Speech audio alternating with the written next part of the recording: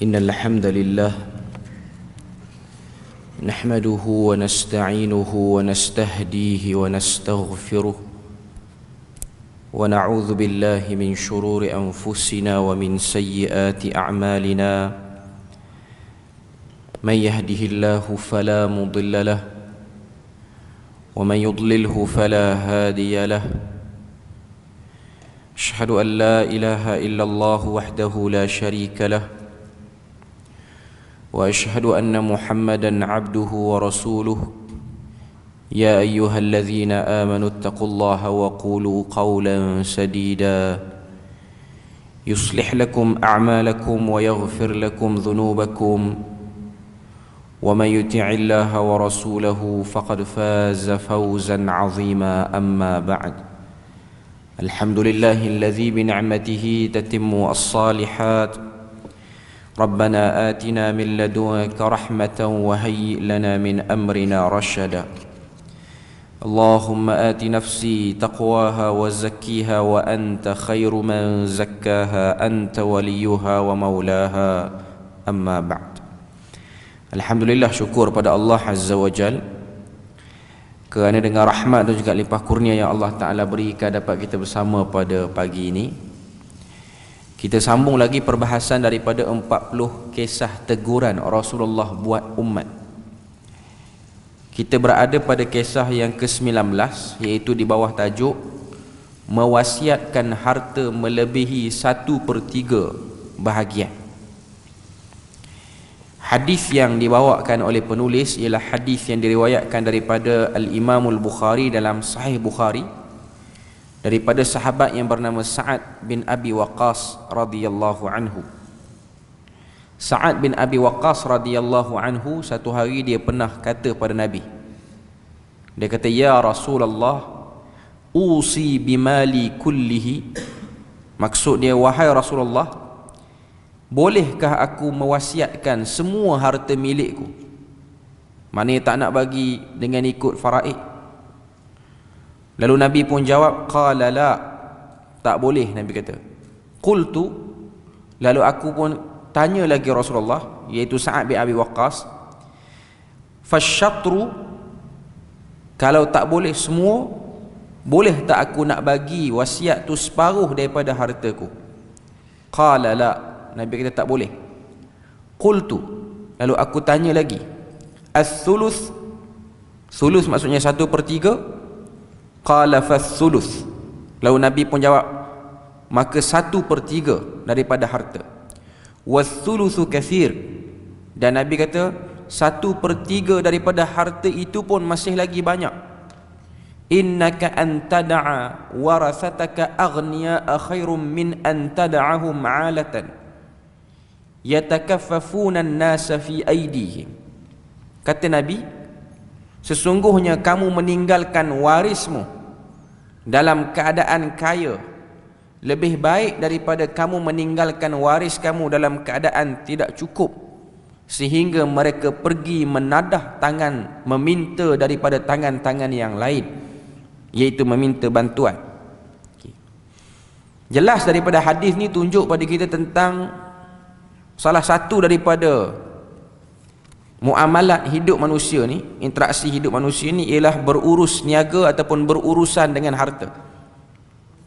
Dan harta ini boleh menyebabkan orang yang tak pernah baik dengan kita tiba-tiba jadi baik, ataupun orang yang dah baik tiba-tiba jadi berkelahi pula hanya kerana harta.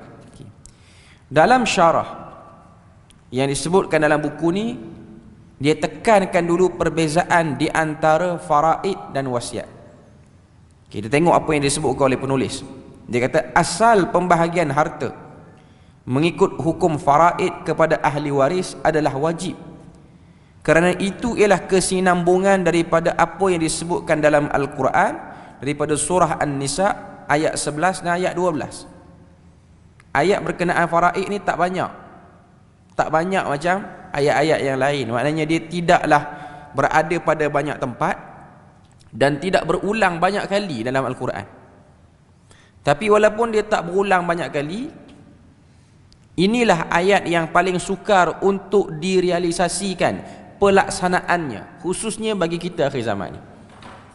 Sebab untuk satu-satu orang dia redha terhadap pembahagian harta, macam-macam ujian yang akan berlaku pada dia, khususnya ahli waris lah. Ataupun orang yang masih lagi belum meninggal tapi dia ada harta yang banyak, dia bimbang kepada pembahagian harta ni. Okay. Kalau kita tengok dalam ayat yang ke-11 surah An-Nisa, Allah Azza wa Jalla sebut sebagaimana maksud dia, kata, aku perintahkan kamu mengenai pembahagian harta pusaka itu untuk anak-anak kamu. Maknanya zuriat kita lah. Okay. Iaitu bahagian seorang anak lelaki menyamai 2 bahagian seorang anak perempuan. Maknanya 1 bahagian lelaki bersamaan dengan 2 bahagian perempuan. Maknanya dia dapat 2 sampailah kepada akhir hayat. Sampailah kepada akhir ayat tu. Okay.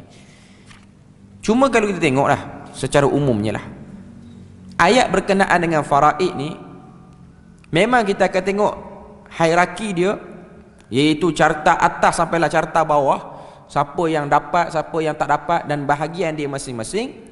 Kalau ukuran secara luarannya saja, kita akan tengok ada pihak yang akan dapat lebih banyak dan ada pihak yang akan dapat kurang banyak. Dia dapat lebih dan dia dapat banyak bukan diukur daripada jauh ataupun dekat hubungan dia dengan si mati itu. Maksudnya jauh dan dekat tu yang saya maksudkan bukan perhubungan darah, maknanya waktu hidup dia tak rapat, tak selalu bercakap, atau mungkin ada isu antara dua ni, si mati dengan pihak waris dia menyebabkan dia jauh, tapi masih lagi memberi keahlian kepada ahli waris untuk dapat bahagian dia. Yang saya nak sebut sini ialah bila mana bertembung isu ni, orang akan tak puas hati dekat mana? Tak puas hati dekat isu macam ni lah. Bukan tak puas hati sebab dia anak pada si mati, tak puas hati dia tu ayah pada si mati ataupun adik-beradik pada si mati, bukan isu tu. Tapi isu yang dibangkitkan bila mana ada pihak yang dapat kurang, dan pihak yang dapat kurang tu ialah yang sangat rapat dengan si mati waktu hidup. Rapat betul. Mungkin dia yang menjaga si mati, sehinggalah si mati itu matilah. Okay. Jadi tiba-tiba dia dapat bahagian yang tak banyak. Okay. Waktu inilah dia diuji sejauh mana untuk dia redha terhadap pembahagian harta ni. Cuma kalau tengok harta ni, dia akan terhalang untuk mengalir pada orang jauh, macam adik-beradik. Sebab adik-beradik ni waktu kecil dia adik-beradik lah, waktu dia besar dia macam ada haluan masing-masing. Melainkan ada orang yang rapat betul dengan adik-beradik dia. Okay. Adik-beradik ni maksudnya yang satu rahim dengan dia, adik-beradik seibu sebapa ataupun adik-beradik sebapa. Ini antara yang kuat lah dalam faraid. Okay. Dia akan terhalang harta-harta ni bila mana wujudnya anak lelaki zuriat kepada si mati tu. Benda ni ramai orang tak faham.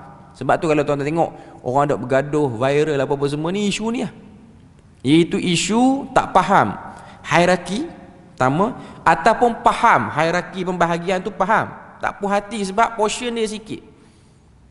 Ini 2 isu yang sentiasa akan berlegar. Saya secara pribadi taklah memahami dengan baik kata apa hukum hakam faraid ni. Okay, sebab saya tak belajar secara mendalam pada isu ni. Okay. Cuma bila mana kita dah masuk bab ni dan kita dah sentuh bab ni, kita boleh sentuh secara permukaan je lah. Okay. Kita tengok apa lagi yang dia sebut. Adapun wasiat asalnya bukan untuk ahli waris. Ini ada beza. Untuk ahli waris tiada isu wasiat pada mereka, sebab dia orang memang dah dapat apa, tak perlu wasiat. Okay. Yang kata wasiat ni yang berdasarkan daripada Sa'ad bin Abi Waqqas ni, wasiat ni ialah kepada orang luar yang tak kena mengena. Contohnya anak angkat ataupun rakan ataupun apa-apa saja jiran tetangga yang kita kenali. Dulu pada peringkat awal Islam ni, mana waktu Nabi berada di Madinah, antara ahli waris yang termasuk dalam pembahagian harta pusaka ni ialah jiran tetangga yang duduk dekat. Tapi dia dimansuhkan hukum dia, yang kekal hanyalah apa yang disebut dalam surah An-Nisa. Dulu jiran tetangga pun ada hak untuk dapat dulu, tapi ayat hadis tu wujud tapi tidak ada pengamalannya, tidak dilakukan. Okay. Kemudian dia tengok lagi apa yang disebut sini. Dalam erti kata lain, wasiat berlaku kepada selain daripada ahli waris seperti anak angkat, anak susuan dan seumpamanya. Kemudian ditimbulkan persoalan, adakah dibenarkan berwasiat harta kepada ahli waris? Boleh ataupun tidak kita nak bagi wasiat kepada ahli waris yang memang dah ada dalam senarai yang akan dapat mewarisi harta pusaka ni? Kita tengok. Pandangan jumhur menyatakan wasiat yang ditinggalkan kepada ahli waris adalah batil, tak valid wasiat tu. Walaupun ianya mendapat kebenaran daripada seluruh ahli waris, walaupun yang lain tu semua okey sebelum matinya orang ini. Okey. Ini adalah pendapat dalam mazhab Imam Malik dan ia merupakan pandangan kedua bagi mazhab Asy-Syafi'i, mazhab Imam Syafi'i, pandangan Imam Syafi'i sendiri. Okey. Dan satu riwayat daripada pandangan Imam Ahmad bin Hanbal. Ini kerana pemberian wasiat kepada sebahagian ahli waris akan memberi mudarat kepada ahli waris yang lain. Kecuali pandangan Abu Hanifah, dia macam berbeza sikit pada isu ni. Cuma antara sebab ataupun antara benda yang diperhatikan oleh para ulama ialah berubahnya hati manusia bila mana melihat bilangan harta yang banyak. Itu normal, tuan-tuan. Bila mana satu orang manusia dia tak tahu orang tu ada harta banyak, mungkin layanannya lain. Tapi bila mana tahu orang tu ada harta banyak, layanannya berbeza. Ataupun orang tu ada pangkat yang besar, layanannya pun berbeza. Ini benda yang kita sebut sebagai lumrah kebanyakan manusia. Ada orang yang tak terkesan pun sebab dia bukan fokus dia kepada harta pun. Dia dapat pun okey, dia tak dapat pun okey. Walaupun dia kadang-kadang cukup saja. Dia taklah kaya sangat tapi dia cukup. Saya nak sebut sini, ada tabiat manusia yang macam tu. Tapi jarang. Untuk kes dan untuk suasana zaman sekarang, agak payah lah. Untuk kita tengok manusia ni, bila mana melintah depan dia harta, dia okey.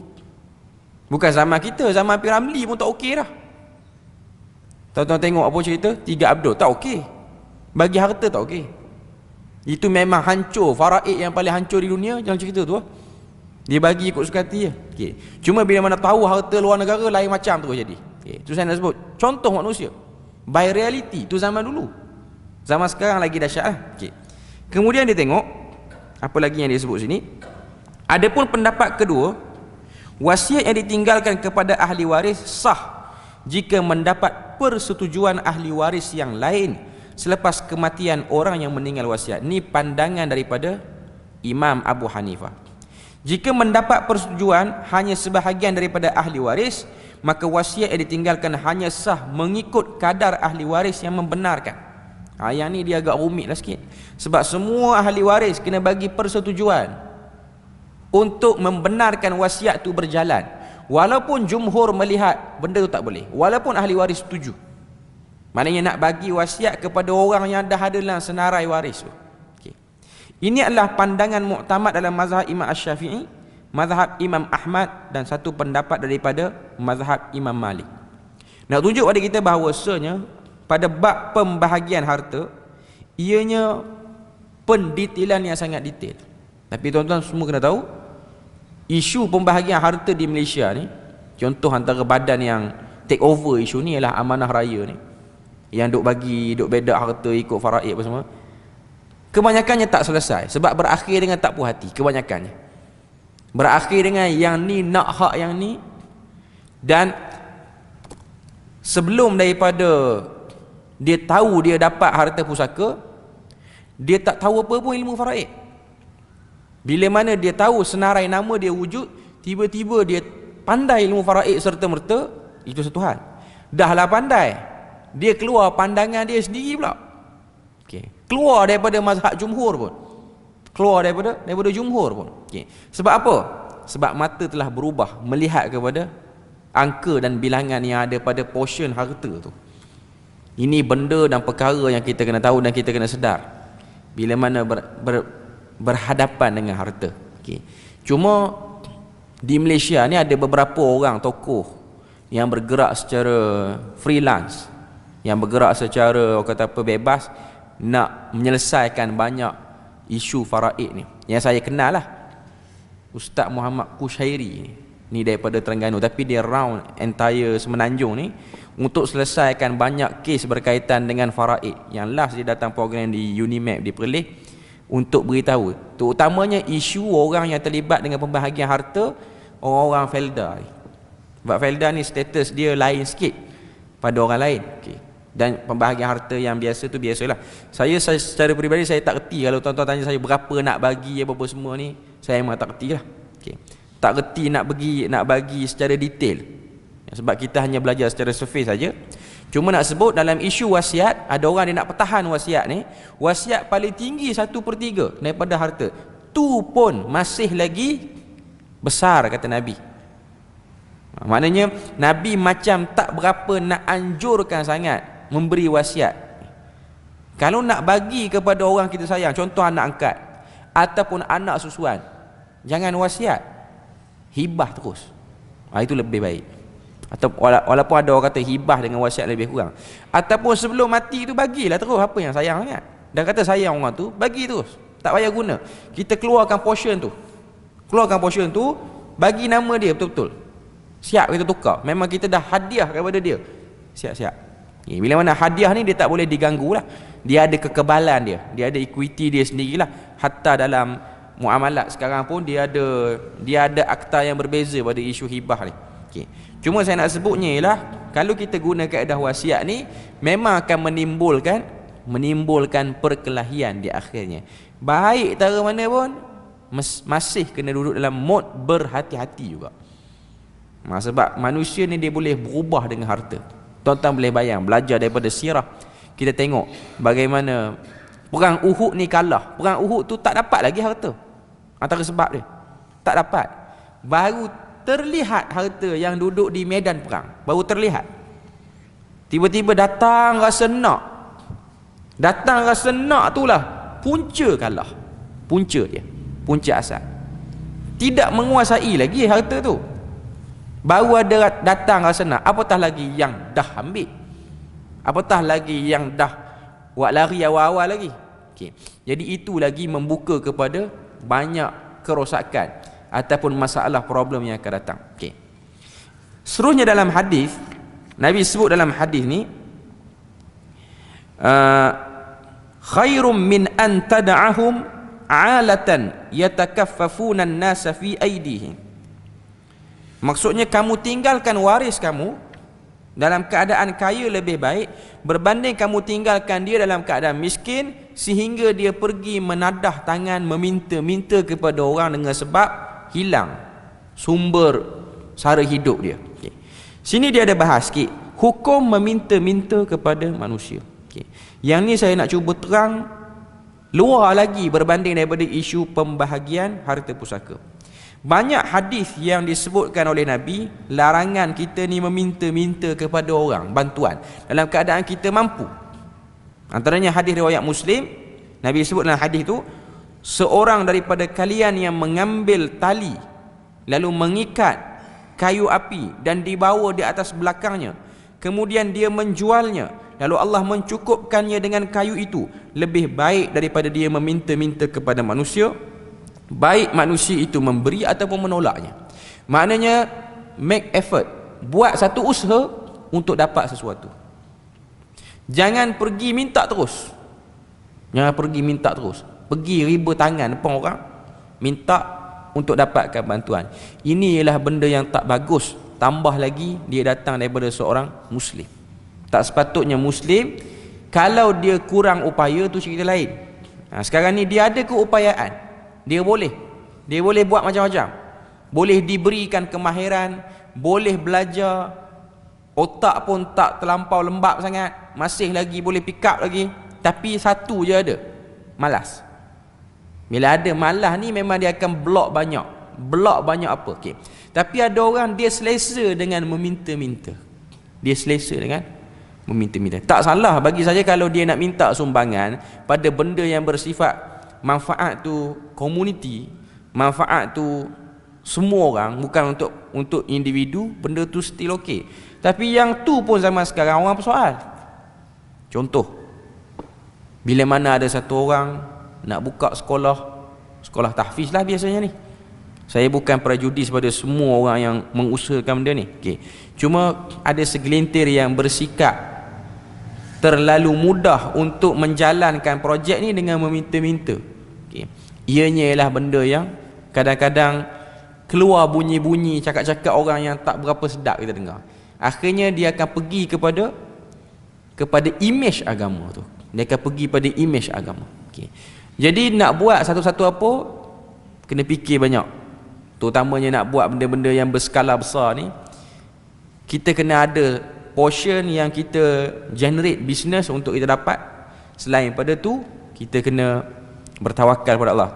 Saya tak kata salah untuk minta sumbangan orang tu, cuma kadang-kadang terlalu kerap meminta daripada muka yang sama, dan orang pun tengok selepas dia minta, dia kata nak buat itu, nak buat ini, akhirnya nampak tak buat apa-apa pun. Okay. Maka itu akan diragui oleh orang sekarang. Tambah pula dia atas kapasiti peribadi banyak penambahan dia. Contoh saya sebut contoh. Okay.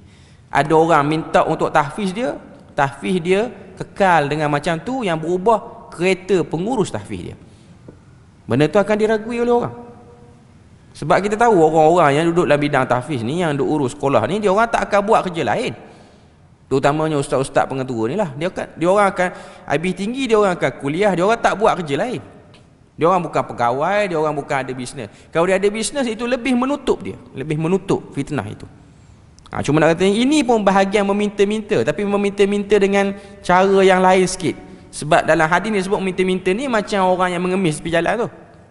Antara bentuk meminta-minta ni ialah duk minta dengan cara macam tu. Cuma dia macam lebih terhormat, dan orang pun tak gamak nak persoal. Cuma kalau macam dah teruk sangat, orang tak tahan, orang akan persoal lah.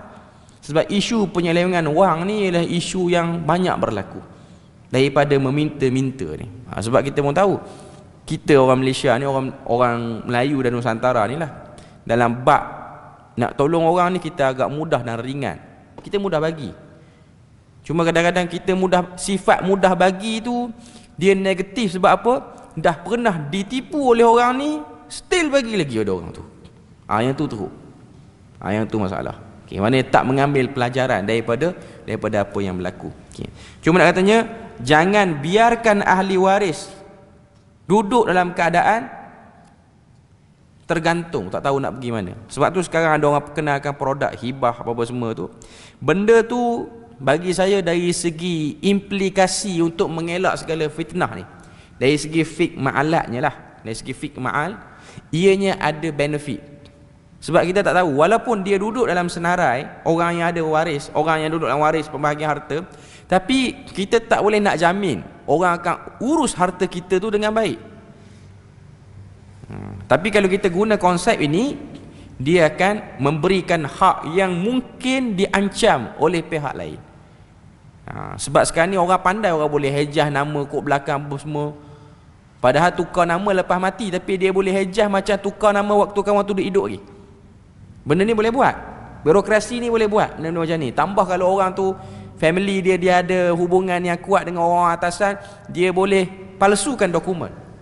Ini benda yang kita kena tahulah. Okay. Maknanya produk-produk seperti ni, tapi still kena tanyalah orang dalam bidang muamalat macam mana. Cuma dia masih lagi ada benefit yang kita kena tengok by reality. Mungkin zaman Nabi dia tak bincang benda ni, sebab taklah berlaku keperluan yang mendesak pada zaman itu ataupun zaman-zaman yang awal. Tapi zaman kita ni, dalam duk ada senarai ahli waris pun masih lagi boleh diganggu gugat keahlian ahli waris tu. Okay. Kita baca satu lagi hadis. Hadis seterusnya, kita tengok hadis seterusnya. Hadis seterusnya, kisah yang ke-20, hadis yang diriwayatkan daripada Al-Imam Al-Bukhari daripada Jabir bin Abdullah radhiyallahu anhu, annahu sami'a Rasulullah sallallahu alaihi wasallam yaqulu 'amal fathi. Okay. Iaitu maksud dia, Jabir bin Abdullah mendengar Rasulullah sallallahu alaihi wasallam bersabda pada tahun berlakunya Fathu Makkah, iaitu tahun ke-8 Hijrah. Innallaha wa rasulahu harrama bai'al khamri wal maitati wal khinziri wal asnam. Nabi sebut waktu pembukaan kota Mekah tu masuk dalam kawasan Masjidil Haram tu, Nabi kata Allah Ta'ala dan Rasulnya telah mengharamkan jual beli arak, al-khamr maksud dia arak, okay. Wal maitah, bangkai, wal khinzir, dan juga babi, wal asnam, dan juga menjual patung, patung berhala lah. Asnam ni maksudnya patung berhala. Faqila, lalu ada orang tanya, ya Rasulullah, wahai Rasulullah, ara'aita syuhumal maitah fa innahu yutla biha sufunu wa yudhanu bihal juludu. Apa maksud hadis tu?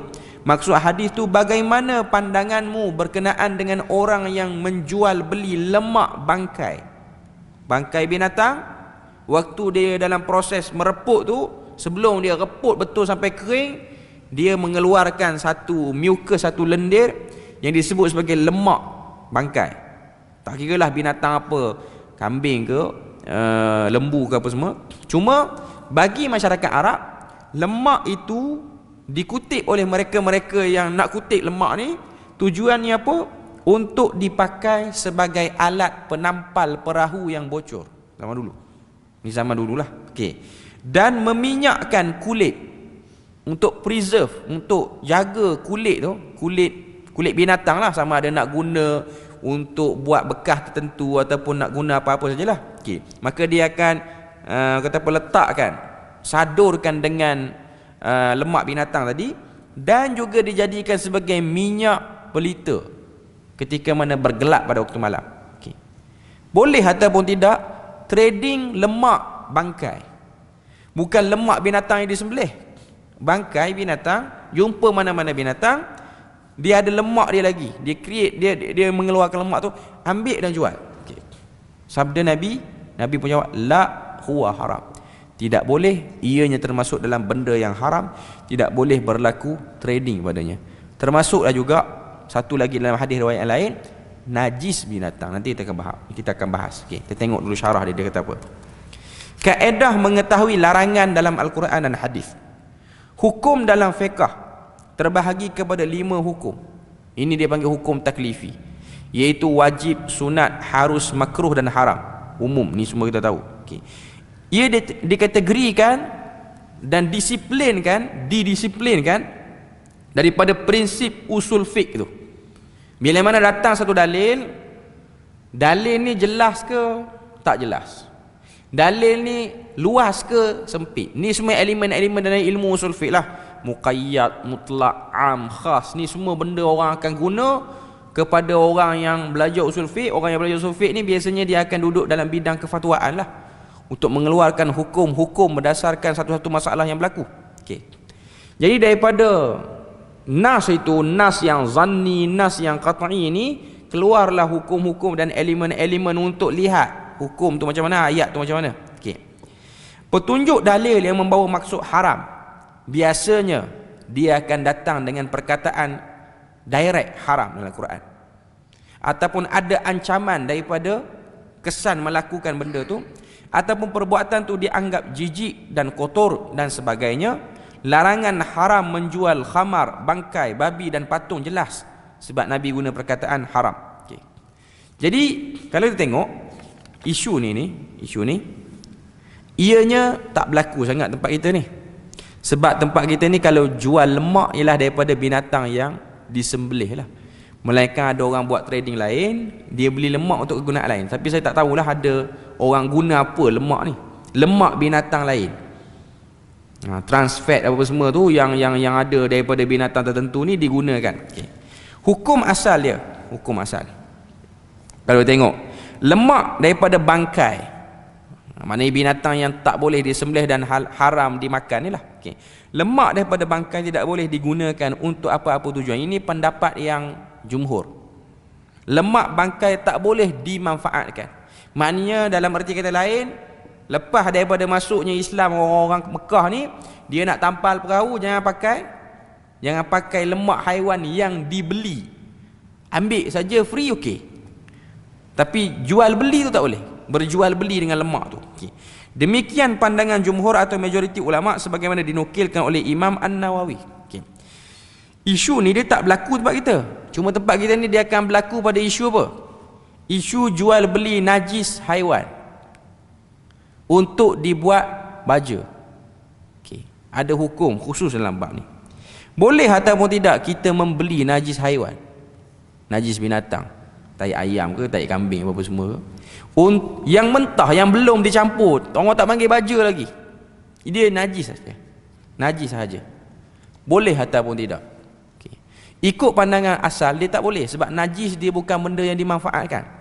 Tapi itu melihat pada pandangan mazhab. Ada benda-benda yang keluar daripada binatang, okay, contohnya sarang burung layang-layang tu, walaupun dia keluar daripada air liur dia, kadang-kadang dia ada juga sikit najis dia melekat situ, najis dia melekat di situ.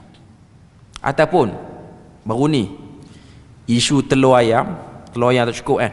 Okey, lepas tu keluarlah telur ayam yang grade dia kurang, dekat telur ayam tu melekat tai ayam. Okey, macam mana urus trading tu? Orang taklah perhalusi sampai tahap macam tu, tapi dia ada perbahasan. Okey, hukum asal dia tak boleh, satu orang penjual dia kena bersihkan, jangan ada tai tu. Kalau dia dijual dengan kaedah timbang lagi naik, sebab tai tu menjadi elemen kepada berat sikit, benda tak boleh. Okay. Tapi dalam isu telur dia tak jelas, cuma nak kata benda tu jijik lah di mata orang, dia tak elok lah, dia penat lah sikit. Okay. Dan dia membuka pintu kepada berlaku kejijikan di tempat lain pula. Pertama, telur ayam tak basuh. Yang kedua, yang beli tu tak sempat basuh. Buat roti canai tak sempat basuh, bedai dengan kulit-kulit yang ada telur tu buh sekali. Kejijikan tu dia ada rantaian dia berkait. Okay. Benda tu dia tak haram, tapi benda tu tak elok kepada orang Islam, pandangan dia tak baiklah. Okay. Cuma isu jual najis ni jumhur kata tak boleh, saya sendiri berpandangan dia tak boleh lah. Cuma para ulama memberi solusi, boleh jual beli najis. Akad jual beli tu bukan beli najis tu, tapi akad dia ialah memberi upah kepada orang yang mengangkat najis tu. Sebab tu ada kerja tukang angkat najis dulu kan. Dululah, sekarang tak ada dah, semua orang ada tandas. Maknanya orang yang angkut najis pergi buang tempat lain. Okay. Maknanya najis tu tak boleh dibuat sebagai trading, tapi mengambil upah daripada benda tu. Contoh, ada orang pergi kumpul taik burung tertentu nak buat baja apa semua, pergi masuk dalam gua, taik kelawar ke apa semua ni, pergi cari ambil. Lepas tu kita pun bayar. Kita bayar tu bukan kita beli najis tu, kita upah dia.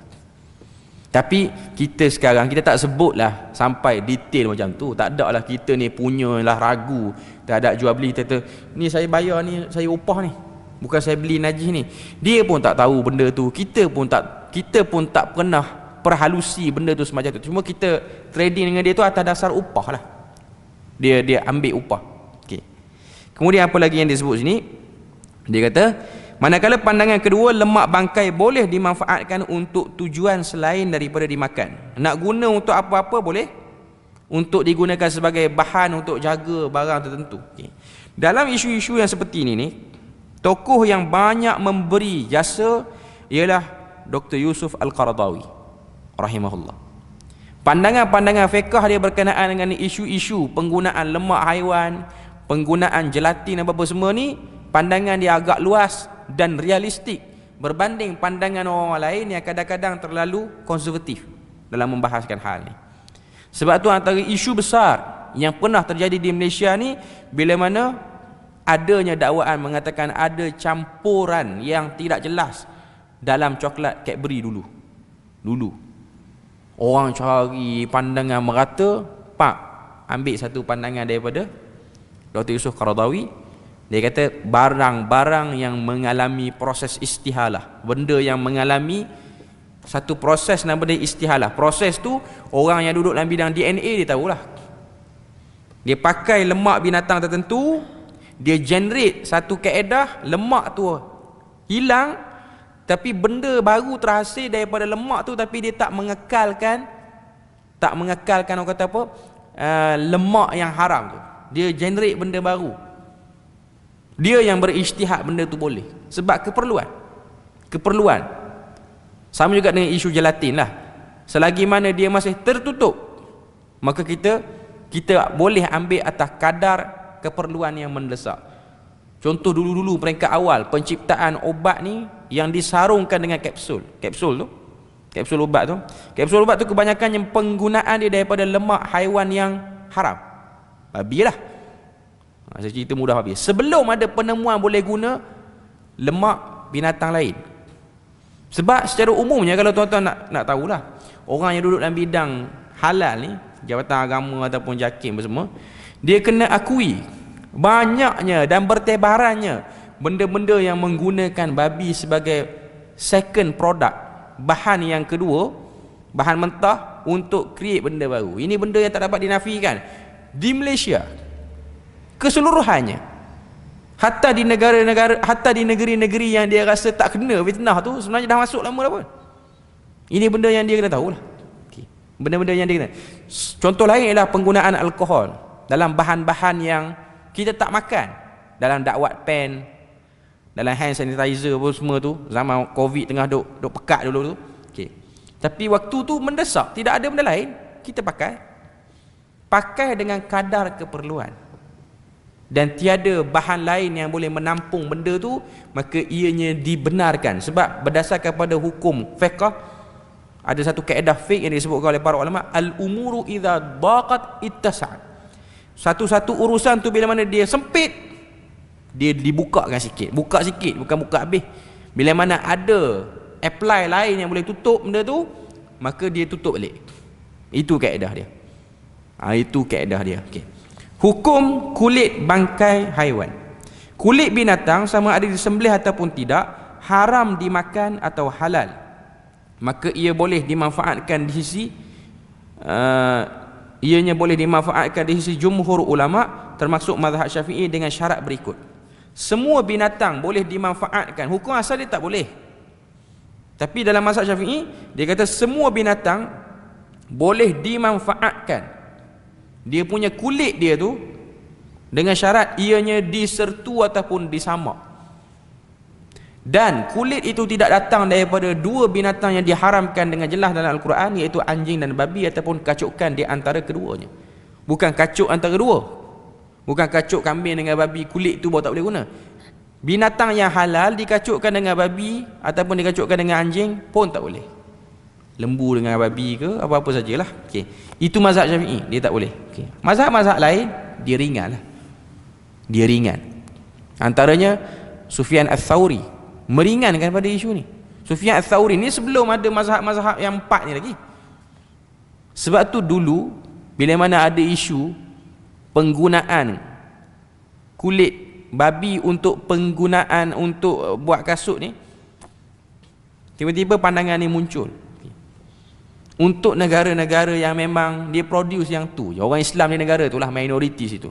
Sebab tu kalau tuan-tuan tengok pandangan fik ulama-ulama untuk orang Islam di Eropah, tuan-tuan akan tengok macam semua okey, macam semua okey.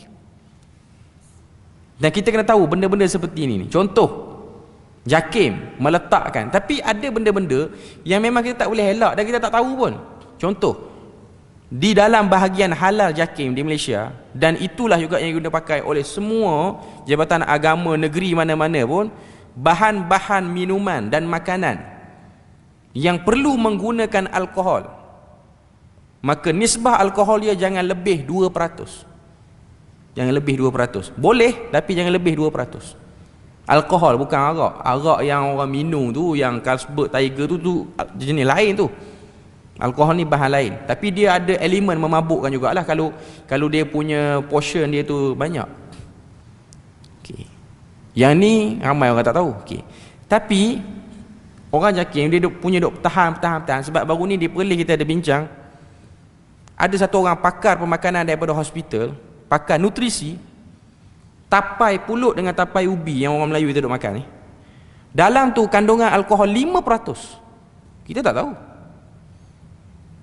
Kita duk balas benda tu sekian lama dah, duk raya. Lagi tinggi daripada apa yang ada dalam makanan lain. Sebab tu Perlis cuba untuk angkat benda ni 5% dan ke bawah baru boleh. JAKIM pun tahu dalam tapai pulut dengan tapai ubi tu dia punya kandungan alkohol 5%. Sebab tu tak kena gaya balas dengan Coca-Cola, memang balik rumah jumpa mintu lain. Tu tapai pulut dengan Tapai ubi punya cerita. Okey. Cuma nak katanya orang tak tahu itu. Itu umum balua. Orang tak tahu. Dah sekian lama kita membesar. Saya sendiri kalau raya di Terengganu apa semua ni, tapai pulut ni makanan wajib yang duk ada. Kita duk ada. Cuma orang tu dah pesan, nak makan boleh.